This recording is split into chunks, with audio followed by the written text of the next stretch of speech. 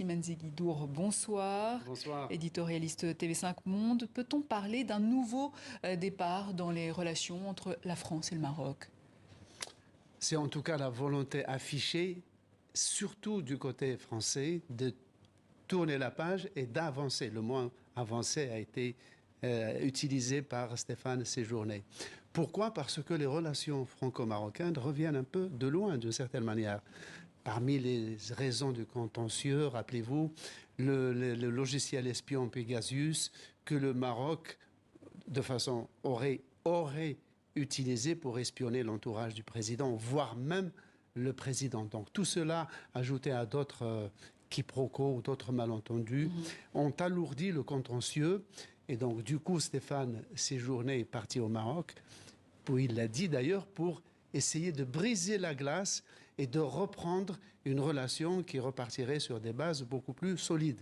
Et en partant au Maroc, il partait avec un handicap, c'est qu'il était considéré par les Marocains, d'une certaine manière, comme souffrant d'un tropisme pro-algérien. Car quand il était au Parlement européen, il a fait adopter 2 lois qui était assez peu gratifiante pour le Maroc. Notamment, l'un critiquait la façon dont l'État marocain traitait les journalistes. Et il avait une réputation, à tort ou à raison, de pro-algérien. Et là, c'est à lui qu'incombait la mission d'aller rassurer les Marocains et de leur proposer un nouveau chapitre dans les relations franco-marocaines. Alors justement, qui dit rapprochement avec le Maroc, dit interrogation avec l'Algérie. Quelles sont les répercussions dans les relations franco-algériennes, justement ? Alors, les relations franco-algériennes sont aussi assez dégradées parce qu'après l'idylle de la visite spectaculaire, pourrait-on dire, sans précédent du président Macron avec une bonne partie de la classe politique du pays, une partie des élites franco-algériennes en Algérie en l'été 2022, il y avait une idylle, au moins en tout cas dans le discours officiel, entre les 2 présidents. Sauf que depuis, les rapports n'ont pas cessé de se détériorer. Il y a aujourd'hui une énorme défiance sourde en Algérie. Il y a un dépit et une déception énorme en France.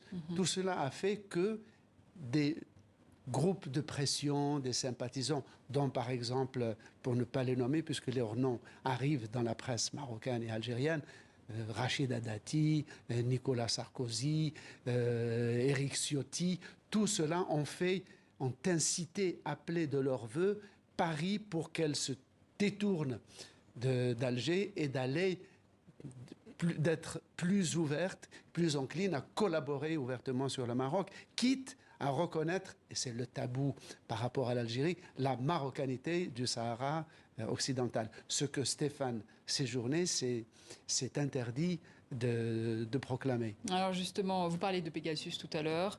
Parmi les divergences, il y a aussi donc, cette question du Sahara occidental. Est-ce qu'un vrai consensus a été trouvé sur cette question-là? Alors, Stéphane Séjourné avait admis que la question du Sahara était cruciale pour le Maroc, d'une certaine manière, une sorte de cause nationale, ce qui valide d'une certaine manière le sentiment marocain par rapport au Sahara.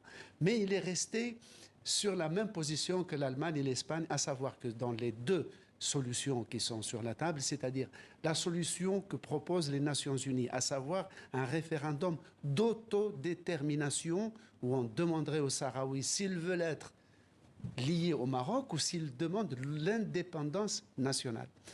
Ça, c'est la thèse des Nations Unies. La thèse marocaine, c'est un référendum, un plan d'autonomie.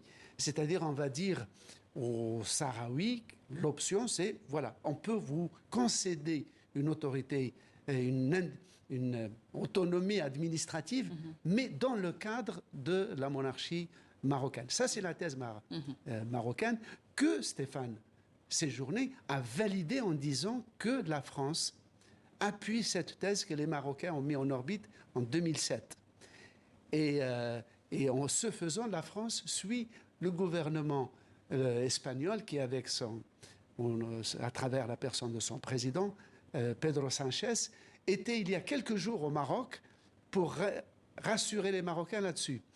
La différence, c'est que Pedro Sánchez a été reçu par le roi Mohamed VI, alors que Stéphane Séjourné n'a été reçu que par son homologue marocain, mais pas par le roi. Ce qui veut dire que les Marocains attendent de voir et demandent donc plus de gages et d'avancées de la part de la France vis-à-vis des thèses marocaines. Affaire à suivre donc. Slimane Zeguidour, éditorialiste TV5 Monde, merci pour votre éclairage.